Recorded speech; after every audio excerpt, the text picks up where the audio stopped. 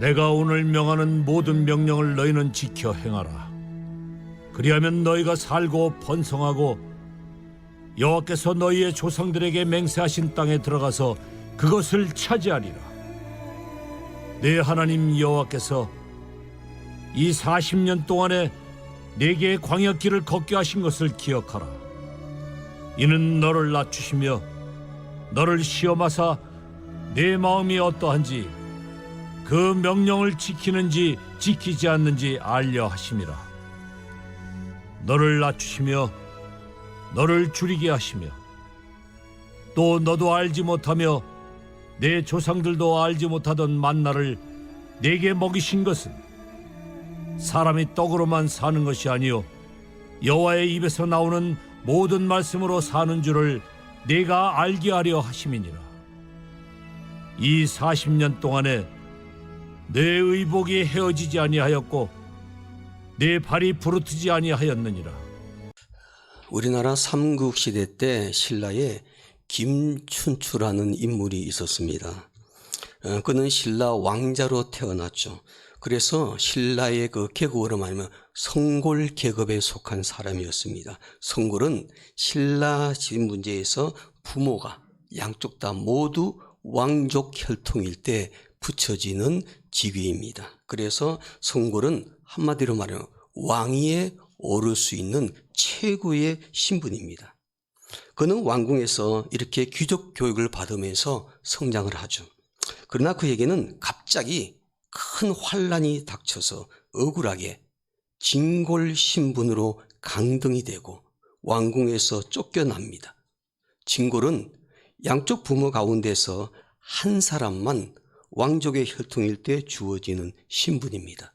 즉 성골은 왕이 될 수 있는 자격을 갖추었지만은 진골은 왕위 계승과는 거리가 아주 멀어지는 그런 신분이 된 것입니다. 이쯤 되면은 그 당시 왕자들은요 모든 것을 다 포기하고 절망감 때문에 음주가무에 빠져서 무기력한 생활을 하게 되죠. 그러다가 왕궁에서 사약을 보내게 되면은 그 사약을 받고 요절하는 게 그 당시 대부분의 왕자들의 삶이었습니다. 그러나 김춘추에게 찾아온 이 광야 생활은요, 훗날 자신에게도 큰 축복이 되었고 신라에게도 축복이 되는 결과를 가져왔습니다. 김춘추에게 닥친 왕궁 밖 광야 생활은 그 당시 김유신이란 인물을 만나는 계기가 되었죠. 그는 세상 광야에서 김유신과 함께 화랑들과 어울리면서 훗날 뜻을 같이 할 동료들을 규합하게 됩니다. 무엇보다도 신라의 바닥 민심을 읽어낼 수 있는 그런 능력을 가진 지도자로 세움을 받게 됩니다.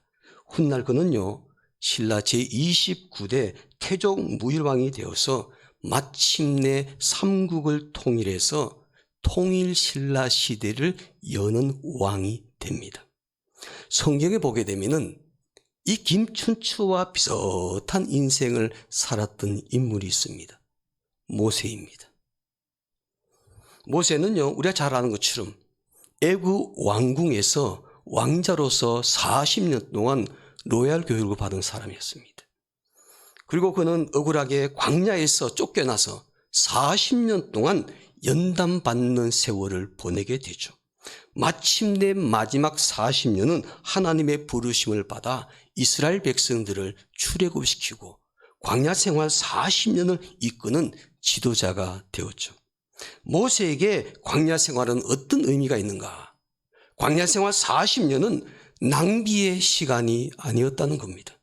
하나님께 쓰임받는 준비의 시간이었고 훗날 이스라엘 백성들에게는 축복의 시간이 되었습니다. 사람들은 누구나 모든 일이 잘 되고 형통하기를 바라고 있죠. 그러나 인생의 길을 가다 보면은 항상 형통한 길만 가는 것은 아닙니다. 좋은 길도 있고 형통한 길도 있지만 때로는 가시밭길 같은 광야 길을 갈 때도 많습니다. 요즘 여러분들의 인생 길을 걸어가고 올 때 어떤 길을 걸어가고 있다고 생각하십니까? 좋은 길이십니까? 형통한 길이십니까? 아니면 가시밭길입니까? 아니면 광야 길을 가고 계시는지. 지금 여러분이 좋은 길, 형통한 길을 걷고 있다면요, 무엇보다도 하나님께 감사하시기를 바랍니다. 모든 일이 잘 되고 형통한 삶을 살고 있는 것에 대해서 하나님께 감사하는 성도가 되셔야만 합니다. 그러나 만약 지금 형통한 길을 걷고 있는 것이 아니라 가시밭길, 광야의 길을 걷고 있다면 하나님께서 나에게 왜 그런 길을 걷도록 하시는지 깊이 생각해 보시기 바랍니다. 사람들은 뜻하지 않은 광야 길을 걸어가게 될 때 대부분의 사람들은 불평하고 원망을 합니다. 내가 왜 이런 고통을 받아야 하는지, 내가 왜 이렇게 어려운 시련을 겪어야 하는지, 내가 왜 이렇게 힘든 인생을 살아야 하는지 그 이유를 알지 못할 때 우리의 삶이요 더 힘들어지는 것을 보게 되죠. 그래도 고통과 시련을 겪는 이유를 어렴풋이 알기만 해도 우리는 그 시련을 견뎌낼 수가 있고 문제를 해결할 수도 있습니다. 여러분이 지금 광야의 길, 고통과 고난의 시련의 길을 걷고 있다면 그 이유가 무엇인지 알고 계시는지. 본문에 보니까 모세와 이스라엘 백성이 고통과 시련의 길, 광야의 길을 걸었던 이유에 대해서 설명을 하고 있죠. 이스라엘 백성들은 모세를 통해서 애굽에서 구원을 받았습니다. 430년 동안의 노예 생활을 다 청산하고 그들이 구원을 받고 광야에서 이제는 가나안 땅이 약속된 곳, 젖과 꿀이 흐르는 땅으로 행진하게 됩니다. 축복의 땅이었죠. 하나님께서 약속하신 축복의 땅 가나안에 곧바로 들어간 것이 아니라 40년이라는 광야 길을 걸어야만 했습니다. 원래는 애굽 땅에서 나와가지고 하나님께서 약속하신 축복의 땅 가나안 땅에 들어가는 길의 코스는요 3가지 경로가 있었습니다. 첫 번째 경로는 남쪽으로 가는 것입니다. 남쪽 통로는 고센 땅을 통해서 지중해를 건너서 블레셋 땅으로 통과해서 들어가는 길이 하나가 있습니다. 또한 두 번째 길은 중앙 통로로 직진하는 길입니다. 이것은 고센 땅에서 숫곳으로 지나 술광야로 바로 중앙을 통과해야 되고 가장 짧은 시간에 가는 길이었습니다. 세 번째 길은 서쪽 통로입니다. 고센 땅에서 홍해를 건너서 시내 광야로 해서 서쪽으로 빠져가는 길이 있는데 이 3가지의 길 가운데서 가장 힘들고 어렵고 고통스러운 길은요 마지막 3번째 서쪽으로 가는 길이었습니다. 서쪽 길이 가장 힘든 길이었습니다. 그런데 하나님께서 이스라엘 백성들을 어떤 길로 인도하셨냐면요. 첫 번째도 아니고 두 번째도 아니고 3번째 길로 인도하셨다는 겁니다. 가장 쉬운 길 놔두고 가장 어려운 길, 힘든 길, 고통스러운 길로 이스라엘 백성들을 인도해 가셨습니다. 이 3가지 길 중에 가장 힘들고 어려운 길을 택해서 이스라엘 백성들을 인도하셨는데 그 길을 가보니까 가는 곳곳마다 물도 없습니다. 먹을 음식도 없습니다. 심지어는 거칠고 메마른 광야길에서 적들도 많이 만나게 됩니다. 하나님은 그 광야길로 모세와 이스라엘 백성들을 인도해 가셨습니다. 그렇다면 하나님께서 이스라엘 백성들을 애굽의 노예 생활에서 구원의 젖과 꿀이 흐르는 가나안 땅, 축복의 땅으로 들어가게 하신다고 말씀해 놓고 왜 이렇게 힘들고 어려운 광야 길로 인도에 가시게 되셨을까? 그것도 40년 동안 광야 길을 걷게 만드셨습니다. 애굽에서 가나안 땅까지 중앙 통로로 직선거리로 가게 되면요 단 10일이면 갈 수 있는 길인데 그런데 무려 40년이라는 세월이 흐르게 됩니다. 그들은 40년 동안 고난과 시련과 고통의 길, 광야의 길을 걸어가야만 했습니다. 오늘날 우리의 인생도 모세와 이스라엘 백성들처럼 광야 길을 걸어갈 때가 있습니다. 그 인생 광야 길은 형통한 길이 아니라 고난과 고통과 시련의 길이기도 합니다. 이스라엘 백성들이 광야 길을 가다가 마라라는 곳에 이르렀을 때 쓴물을 맛보아야 했죠. 우리가 인생을 걷는 길도 광야 길을 걷다 보면은 인생 쓴물을 마실 때가 많이 있습니다. 여러 가지 가정의 문제, 직장의 문제, 학교의 문제, 내 인생의 목표를 놓고 달려가는 그 길에 인생의 썸물을 경험하는 경우가 많이 있죠. 먹을 양식이 없어서 배고픔을 겪기도 합니다. 물질적인 궁핍함을 경험하는 사람도 많습니다. 아멜렉 사람들의 공격도 받게 됩니다. 나를 반대하고 대적하는 사람들 때문에 고통받고 직장과 일터에서 힘들어하는 경우가 종종 있습니다. 하나님께서 왜 이스라엘 백성들을 40년 동안 광야의 길을 걷게 하셨을까? 하나님께서 왜 나에게 이런 힘든 인생 광야의 길을 걷게 하시는 것일까? 항상 모든 일이 잘 되고 형통한 길을 가게 하시면 우리가 더 하나님을 잘 믿고 더 열심히 봉사하고 예배도 더 잘 드리고 신앙생활을 더 잘할 수 있을 것인데 왜 이토록 고난의 길, 고통의 길, 시련의 길, 광야 길을 걷게 하시는 것일까? 이 물음에 대한 답이 오늘 본문 말씀 속에 나와 있습니다. 본문 말씀에 보이는 모세와 이스라엘 백성을 하나님께서 40년 동안 어렵고 힘든 광야 길을 걷게 하신 이유에 대해서 말씀하고 있는 것을 보게 됩니다. 하나님께서 왜 이스라엘 백성들을 40년 동안 그 힘든 좋은 길 놔두고 형통한 길 놔두고 왜 그 힘든 광야 길을 걷게 하셨을까요? 그 이유가 무엇일까요? 첫째로 하나님께서 광야 길을 걷게 하신 이유는 겸손하게 하나님을 의지하라는 것입니다. 겸손한 마음으로 하나님을 전적으로 의지하라는 것, 이것이 바로 광야 생활의 첫 번째 교훈입니다. 오늘 본문 2절 말씀 우리 다 함께 읽겠습니다. 2절입니다.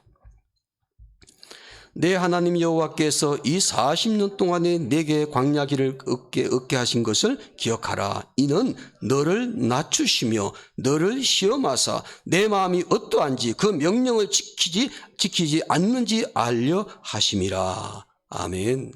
하나님은요 40년 광야 생활의 길을 통해서 이스라엘 백성들이 낮아지기를 원했습니다. 이 낮아진다는 것은요 교만한 마음을 버리고 겸손한 자로 만드신다는 겁니다.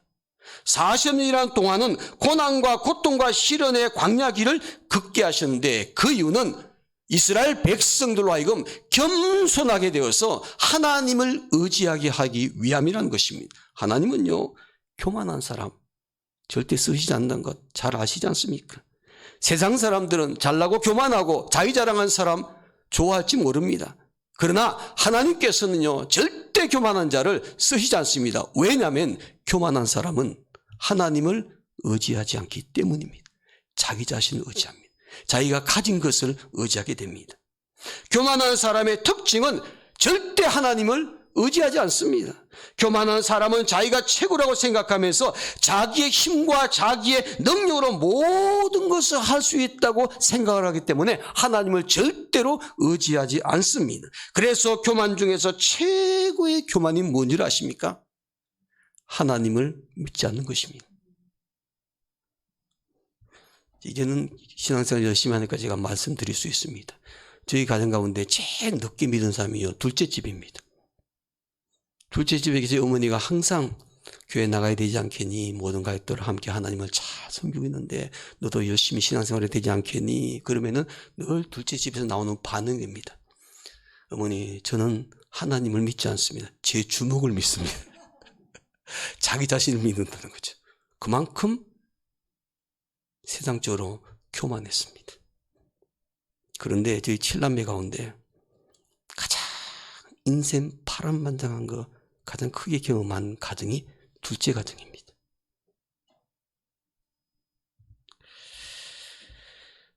하나님 보시기에 하나님 믿지 않고 하나님 없이도 살 수 있다고 생각하는 사람은요 하나님 보실 때 가장 교만한 사람입니다. 하나님 없이 난 살 수 있어. 하나님 없어도 난 충분히 내 인생 성공할 수 있어. 이렇게 말하는 사람, 세상 사람들이 바라볼 때는 대단한 사람처럼 보이지만요 하나님이 바라보실 때는 교만한 사람입니다. 하나님을 의지하지 않기 때문이죠. 그래서 초대교회 위대한 신학자 성 아구스틴스는요 모든 죄악의 시작은 교만에서부터 시작된다고 그랬습니다. 교만에서부터. 미국의 유명한 신학자 라이놀드 리브도 기독교가 말하는 원죄가 무엇인가? 바로 그것은 교만이라고 했습니다. 불신앙의 근본은 교만 때문이라는 것입니다. 사람들이 하나님께 돌아오지 않는 것은 교만한 마음 때문인 것이죠. 이스라엘 백성의 마음속에 이런 교만함이 있었습니다. 광야 생활할 때 보십시오. 애굽의 신인 금송아지를 만들어서 그 금송아지를 섬깁니다. 하나님을 섬기자고 금송아지를 섬기고 다시 애굽으로 돌아가자고 말합니다. 하나님은 이런 이스라엘 백성들의 마음을 낮추시고 겸손하게 만들어서 금송아지도 버리게 만들고 자기 자신 믿는 것도 버리게 만들고 애굽을 좋아하는 그 마음도 버리게 만들고 오직 겸손한 마음으로 하나님을 의지하게 만드시기 위해서 광야 생활을 걷게 하셨습니다. 이스라엘 백성들은 고난과 고통과 시련의 광야길을 걸으면서 더욱 낮아졌습니다. 그래야 겸손한 사람이 되어서 전적으로 하나님을 의지하며 하나님께 쓰임받을 수가 있습니다. 겸손한 사람이 하나님을 의지하며 겸손한 사람이 하나님께 쓰임받을 수 있는 줄로 믿습니다.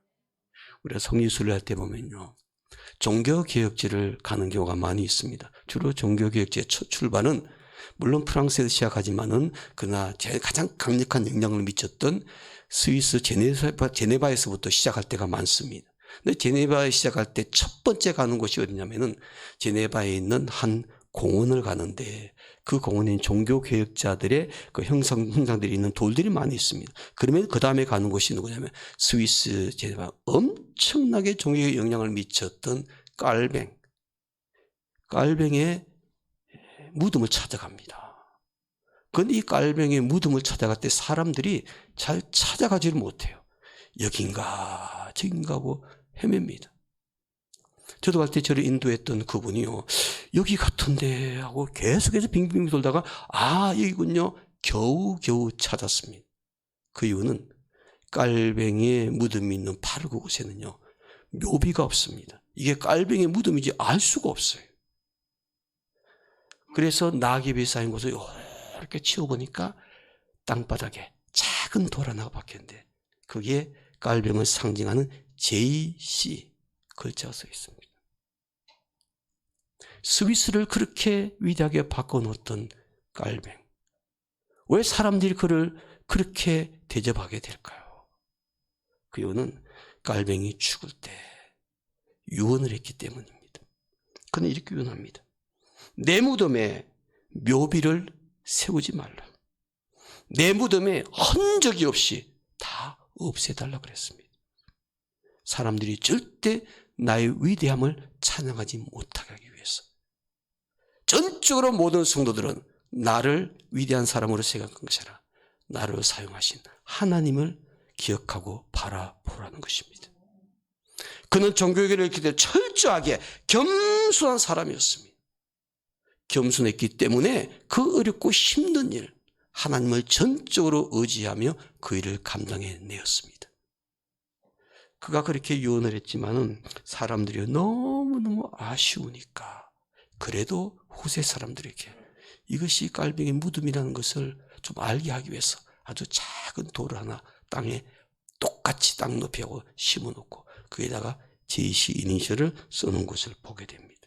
많은 종교학자들이 그곳에 가서 많은 성도들이 또 한 번 무덤가에서 깔뱅이의 겸손함과 하나님을 전적으로 의지했던 그의 삶의 모습을 추억하면서 큰 은혜를 받게 됩니다. 이처럼 겸손한 사람이 하나님께 쓰임받습니다. 겸손한 사람이 하나님을 전적으로 의지하게 됩니다. 지금 광야의 길을 걷고 계신 분이 계십니까? 가정의 문제 때문에 광야의 길을 걷고 계신 분이 있다면, 직장의 문제 때문에, 사업의 문제 때문에, 건강의 문제 때문에, 자녀의 문제 때문에 광야의 길을 걷고 있다면 하나님께서 내 자신의 마음을 낮추고 나로 하여금 전적으로 하나님을 바라보고 하나님을 의지하게 하시는 하나님의 메시지를 들을 수 있는 성도들이 되시기를 주의 이름으로 축원합니다. 둘째로, 하나님께서 왜 광야길을 걷게 하실까? 그 이유는 하나님 말씀으로 살라는 것입니다. 광야길을 걷게 하신 이유는 하나님 말씀으로 살아라, 그런 교훈입니다. 본문 말씀 볼까요? 3절 말씀 다 함께 보겠습니다. 3절입니다. 우리 한 목소리 함께 읽겠습니다. 너를 낮추시며 너를 줄이게 하시며 또 너도 알지 못하며 내 열조도 알지 못하던 만나를 내게 먹이신 것은 사람이 떡으로만 사는 것이 아니요 여호와의 입에서 나오는 모든 말씀으로 사는 줄을 내가 알게 하려 하심이니라. 아멘. 끝에 보니까 모든 무엇으로 사는 줄을 알게 하심이라 말씀으로 사는. 이스라엘 백성들이 광야 생활을 할 때 광야 생활은 땅이 나쁘기 때문에 계속 이동해야 되기 때문에 농사를 지을 수가 없죠. 농사를 못 짓는다는 것은 먹을 식량을 거둬들일 수가 없습니다.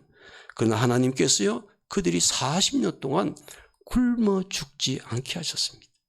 농사 짓지 않았지만 굶어 죽은 사람 단 한 명도 없습니다. 왜냐하면 그들에게 매일같이 만나를 허락해 주셨기 때문입니다. 40년 동안 광야길을 걷는 동안 정확하게 하나님께서 매일 아침마다 만나를 허락해 주셨습니다. 만나는 이스라엘 백성들이 농사를 지어서 얻은 식량이 아닙니다. 그들이 무슨 장사를 해서 돈 벌어가지고 산 음식도 아닙니다. 이 만나는 오직 하나님께서 기적적인 방법으로 주신 신령한 양식, 하늘에서 내려졌기 때문에 하늘의 양식이라고 말합니다. 이 만나는 훗날 법궤를 만들었을 때 그 법궤 안에 하나님께서 보관하게 하셨죠. 이 만나는 오직 하나님 말씀을 듣고 하나님을 신뢰하며 하나님을 바라보는 사람만이 얻을 수 있는 양식입니다. 하나님을 바라보지 않고 하나님 말씀에 순종하지 않으면 그 양식을 얻을 수가 없었습니다. 왜냐하면 그들이 하나님 말씀에 순종하지 않고 욕심을 내서 이틀치 3일치를 거두어 들어오게 되면요 하루 먹고 나면 다 음식이 썩어서 먹을 수가 없었습니다. 하나님께서 광야 생활하는 이스라엘 백성들에게 이 양식을 주심으로 말미암아 사람이 떡으로만 사는 것이 아니라 하나님의 입에서 나오는 모든 말씀으로 살아야 한다는 것을 알게 해 주셨습니다. 이스라엘 백성들을 보십시오. 40년 동안 광야길을 걸으면서 이 만나를 먹었습니다. 매일 아침마다 이 만나를 먹는 그들이 훈련받는 것이 무엇입니까? 이 광야 생활 속에서는 오직 하나님을 바라봐야 된다. 하나님을 기대해야 된다. 하나님 말씀을 들어야 된다. 그 말씀대로 순종하며 살아야 된다. 이것을 40년 동안 훈련받은 것이죠. 오늘날 우리에게도 하나님께서 광야길을 걷게 하신 이유가 여기에 있을 수가 있습니다. 그동안 내가 하는 모든 일이 잘 되었습니다. 장소도 잘 되고 사업도 잘 되고 자녀도 하는 일이 다 잘 되고 직장에서도 출세하고 집도 사고 그런데 갑자기 내 인생에 광야길이 시작이 됩니다. 사람이 떡으로만 사는 것이 아니라는 것을 하나님께서 교훈하십니다. 인생 살아가는데 떡으로만 사는 것이 아니라 돈과 출세와 명예로만 사는 것이 아니라 인생에 살아갈 때 중요한 것이 무엇일까? 사람이 떡으로만 사는 것이 아니라 하나님으로 나오는 말씀으로 사는 것이 중요하다는 것을 교훈하고 있는 사실입니다.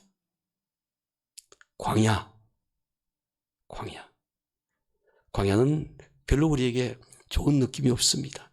광야 떠오르면 없는 것이 너무나 많고 불편하고 광야 여행하자면 아는 사람 아무도 없습니다. 이스라엘 성지순례 가서도 광야 체험이라는 게 있습니다. 처음에 사람들이 신나가지고 휘파람 불며 나갑니다. 1시간도 걷지 못하고요. 허걱거리고 불평합니다. 그러면서 깨닫습니다. 와, 모세와 이스라엘 백성들이 어떻게 40년을 살았을까? 그러니까 하나님의 은혜인 거죠. 사람의 능력, 사람의 생각, 사람의 의지 가지고는 살 수가 없습니다. 하나님의 은혜로 살았기 때문에 광야 생활 40년을 보낼 수가 있었던 것이죠. 그래서 광야 이 말의 히브리어 단어가 뭐냐면 미드바르라고 합니다. 미드바르. 이 미드바르라는 히브리어는요 어떤 뜻이냐 말한다, 말하다 그런 뜻을 가지고 있습니다. 이 단어가 어디에서 왔냐면요 중요한 단어입니다. 다바르라는 단어에서 시작이 됐습니다. 이 다바르는 뭘 말하냐면 히브리어로 하나님 말씀을 말합니다. 사람의 말이 아니라 하나님 말씀이 다바르. 다바르의 뜻은 말씀, 하나님의 말씀이죠. 이 말씀의 어근을 보게 되면은 광야는 어떤 곳인가? 하나님께서 말씀하시는 곳입니다. 광야는 어떤 곳인가? 하나님 말씀으로 살아야 되는 곳입니다. 이 광야를 어떻게 살아야 될까요? 하나님께서 광야 생활 때 우리에게 말씀하시는 하나님의 음성을 듣고 그 하나님 말씀을 붙잡고 살아가는 것이 바로 광야 생활이라는 것입니다. 그래서 여러분, 광야 생활할 때 하나님 말씀 듣지 않고 하나님 말씀 붙잡지 않으면요, 살기가 너무 힘듭니다. 아니요, 살 수가 없습니다. 오늘 저와 여러분들이 영적인 광야 생활, 성경에서 광야 생활을 우리가 세상 속에 살아가는 것을 비유하고 있죠. 우리가 구원받고 영적 가나안 천국에 가기 전까지 광야 생활을 하는데 이 모든 광야 생활은 무엇으로 살아야 되는가? 끊임없이 하나님 말씀을 들어야 되고 그 말씀에 순종하며 살아야 되는 것이 바로 광야 생활의 본질이라는 것입니다. 광야 생활은 내 지혜로 사는 것이 아닙니다. 광야 생활은 세상 경험으로 사는 것이 아닙니다. 광야 생활은 물질로 사는 것 같기도 하고 내 지식과 명예 가지고 사는 것 같기도 하고 심지어는 자기의 지혜 가지고 사는 것 같지만은 사실은 하나님 말씀을 듣는 것이 광야 생활이고 그 말씀 붙잡고 사는 것이 광야 생활입니다. 그래서 이스라엘 백성들을 하나님께서 광야를 걷게 하시면서 철저하게 말씀대로 살게 만들어 주셨습니다. 사랑하는 여러분, 오늘 저와 여러분들이 광야 생활하고 있습니다. 영적 광야 생활, 우리가 천국 갈 때까지 이 영적 광야 생활 몇 년 할지는 알 수가 없지만은 그 광야 생활에 좋은 길도 있지만은 우리를 힘들게 하는 길도 있습니다. 우리를 고통스럽게 하는 길도 있습니다. 내 마음을 꺾고 좌절감을 느끼게 만드는 그런 광야 길도 있을 수가 있습니다. 꼭 기억하십시오. 광야 생활은 하나님이 말씀하시는 곳, 하나님 말씀 붙잡고 말씀대로 사는 곳. 오늘 저와 여러분들이 그 광야 생활에서 하나님 말씀대로 사는 성도들로 훈련받는 모습으로 주 앞에 서야 될 줄로 믿습니다. 우리가 너무나 잘 아는 성경 다음으로 가장 많이 읽힌 책이 있죠. 기독교 서적. 철로역정입니다. 성경 다음으로 가장 많이 번역이 됐고 가장 많이 읽힌 책입니다. 이 철로역정은요, 존 버넌이라는 침례교 신자가 감옥 속에 있을 때 이 철로역정이라는 책을 썼는데, 다시 말하면 감옥이라는 광야에서 이 책을 쓰게 되었습니다. 베스트셀러가 되었습니다. 그는 형무소에서, 감옥에서 복역기간을 다 끝나고 난 다음에, 물론 억울하게 기독교 신앙 가지고 살다가 그의 감옥에 갔지만은 그는 복역기간이 다 끝난 다음에 출소하면서 그는 이렇게 말을 합니다. 감옥에서 그 많은 세월을 허비한 후에야 비로소 성경 안에 모든 답이 들어있다는 것을 발견했습니다. 성경 안에서 나의 모든 인생에 걸어가야 될 길을 깨닫게 되었습니다. 그는 감옥이라는 광야 생활에서 그걸 경험하면서 하나님 말씀이 얼마나 절실하게 필요한지를 깨닫게 되었던 것이죠. 여러분, 성경이 하나님 말씀을 믿는다면, 성경이 하나님의 말씀이란 것을 믿는다면은 여러분, 그 말씀을 부지런히 들어야 될 것이고 그 말씀을 우리 광야 생활할 때 적용해야 될 말씀인 줄로 믿습니다. 한 해 동안도 우리가 광야 생활을 매일매일 해나갈 때 하나님 말씀 듣고 말씀 붙잡고 순종함으로 말미암아 말씀의 능력을 체험하는 여러분과 제가 되기를 주님의 이름으로 축원합니다. 하나님께서 우리에게 광야 길을 걷게 하시는 이유가 무엇일까? 오늘 저와 여러분들에게 광야 길을 걷게 하신 하나님의 뜻이 무엇일까? 첫째는 겸손하게 하나님을 의지하라는 것입니다. 둘째는 하나님 말씀으로 살라는 것입니다. 셋째로 광야 길을 걷게 하신 이유는 하나님의 축복을 누리게 하는 것입니다. 궁극적으로 광야 생활은요, 하나님께서 우리를 힘들게 만드는 것이 아닙니다. 우리를 고생하게 일부러 만드는 것이 아닙니다. 의도적으로 하나님께서 오늘 저와 여러분들을 골탕먹게 하는 것이 절대로 아닙니다. 광야 생활은 무엇일까? 궁극적으로 하나님께서 광야 길을 걷는 성도들에게 축복하시기 위함이라는 사실입니다. 오늘 본문 말씀 1절 말씀 보시기 바랍니다. 1절 말씀. 마지막으로 1절 말씀 우리 다 함께 읽겠습니다. 내가 오늘 명하는 모든 명령을 너희는 지켜 행하라. 그리하면 너희가 살고 번성하고 여호와께서 너희 조상들에게 맹세하신 땅에 들어가서 그것을 차지하리라. 아멘. 광야길을 걷게 하시는 것은 우리를 낮추셨습니다. 교만한 마음을 꺾고 하나님을 전적으로 의지한 겸손한 마음을 가지라는 거예요. 그리고 떡으로만 사는 것이 아니라 하나님 말씀으로 살아야 된다는 것을 교훈하셨습니다.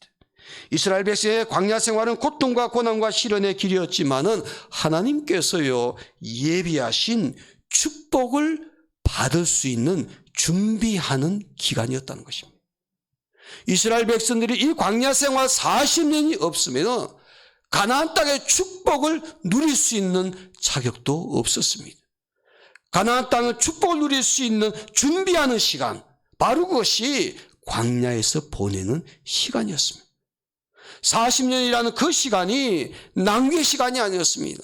헛된 시간이 아니었습니다. 고통만 받는 시간이 아니었습니다. 시련만 당하는 시간이 아니었습니다. 바로 그 시간이 하나님의 축복을 받을 수 있는 준비하는 시간이었습니다. 광야길을 걷는 생활, 고난과 고통의 기간이었지만은 또 한편으로 말하면 축복의 땅 가나안에 들어가기 위한 준비의 시간이었다는 거예요. 우리의 인생길도 때로는 광야 길일 수가 있습니다. 사랑하는 여러분, 우리가 믿음으로 살게 되면요, 믿음을 갖고 살게 되면요, 광야 길은요 이런 길이 보입니다. 하나님께서 나를 위해서 축복하신 곳을 준비하는 시간의 길이라는 것. 그런 길을 만들 수 있는 성도들이 되었으면 좋겠습니다. 정채봉이라는 작가가 처음으로 돌아가라 이런 글에 보면요, 간단한 이런 길이 하나 나옵니다. 자녀들을 양육할 때 광야의 자식과 온실의 자식 이런 글이 있습니다. 거기 보면 이런 재미납니다. 온실로 들여보낸 자식은 콩나물이 되었고 광야로 내보낸 자식은 콩나무가 되었고 이런 글이 나옵니다. 그저 온실로 들여놓게 되면은 온실에서만 살게 되면은 콩나물밖에 안 된다는 겁니다. 그러나 광야의 길을 보내놓으면은 험악한 그 길을 보내면은 고생스럽지만 나중에는 콩나무가 되어서 더 많은 콩을 사람들에게 제공한다는 것입니다. 사랑하는 여러분, 오늘 저와 여러분들의 믿음은 콩나물 만드는 믿음이 아니라 콩나무를 만드는 믿음이 되기를 원합니다.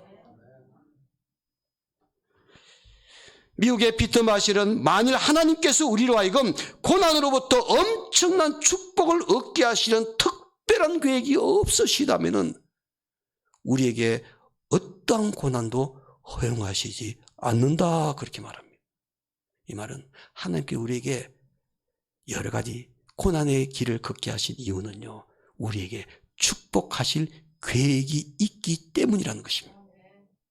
오늘 저와 여러분들이 믿음으로 그 길을 꼭 붙잡을 수 있게 되기를 바랍니다. 그 기회를 놓치지 않게 되기를 바랍니다. 하나님께서 우리에게 고난을 허락하신 것은 엄청난 축복을 하시기 위함이라는 것을 깨달을 때 우리가 연단받으면 연단받을수록 하나님께 더 큰 은혜와 사랑과 축복을 넘치게 채워주시는 것을 깨닫게 되기를 원합니다. 연단받고 인내하고 끝까지 기도하면서 하나님께서 내게 허락하실 축복을 꼭 붙잡고 누릴 수 있는 그런 성도들이 되었으면 좋겠습니다. 광야길은 바로 그런 하나님의 놀라운 축복을 붙잡을 수 있는 기회가 됩니다. 제가 한 번은 원예사들이 꽃꽂이 하는 거 양재동에서 얘기를 들었는데 제가 깜짝 놀랐습니다. 이 꽃꽂이가 해보면 뿌리가 나오지 않습니까? 근데 이 꽃꽂이를요, 좋은 땅, 기름진 땅에 심어놓지 않고 물이 싹싹 빠져버리고 영양분이 전혀 없는 모래 땅에다가 심어서 꽃꽂이 뿌리를 내린다고 하더라고요. 우리가 상식으로 생각하면은 아주 거름도 많고 물도 잘 들어오고 영양분이 풍성한 곳에다가 뿌리를 딱 내려놓으면은 그냥 잘 자랄 텐데 왜 좋은 땅에 하지 않고 왜 그렇게 나쁜 땅에다가 꽃꽂이를 하게 될까 궁금했습니다. 그랬더니 그분이 하시는 말씀이 좋은 땅에다가 이게 해놓으면요 나중에 이것이 다른 땅에 옮겨가게 되면은 웬만한 땅에서 자라지는 못한다는 거예요. 너무 좋은 환경에서 자랐기 때문에 그런 곳에서 뿌리를 잘 내렸기 때문에 그가 웬만한 나쁜 땅이나 아니면 더 힘든 땅에 가게 되면 뿌리를 내지 못하고 힘들어하고 몸살을 한다는 거예요. 그런데 그것이 할 때 모래땅 나쁜 땅에다가 탁 심어가지고 그 힘든 땅에서 견디게 만들고 뿌리를 내리게 만들고 그리고 자리를 잡게 되면요 그 나무는요 어디를 가더라도 절대로 죽지 않고 잘 자란다는 거예요. 그래서 지혜로운 원예사는 모래땅에다가 꺾어지라고 그 나무가 뿌리가 이렇게 나면 아니야 나는 이 땅에서도 살아야 돼. 나는 살아남아야 돼. 막 얘기를 하면서 막 뿌리를 내리면서 자라면은 그 나무는 어디 가더라도 아주 잘 자라고 큰 나무가 될 수 있다고 하는 거죠. 여러분 우리가 대관령에 가게 되면은 무엇을 먼저 보십니까?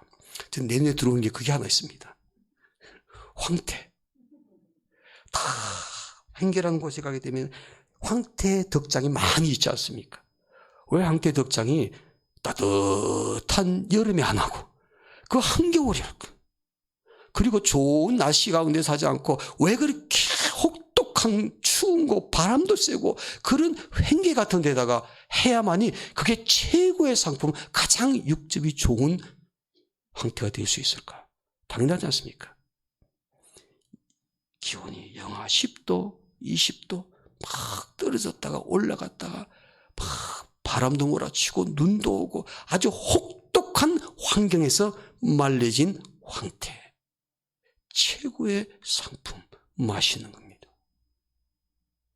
사랑하는 여러분, 오늘 저와 여러분들이 우리의 삶 속에 광야길을 걸어갈 때 불평만 하는 성도들이 되지 않게 되기를 원합니다.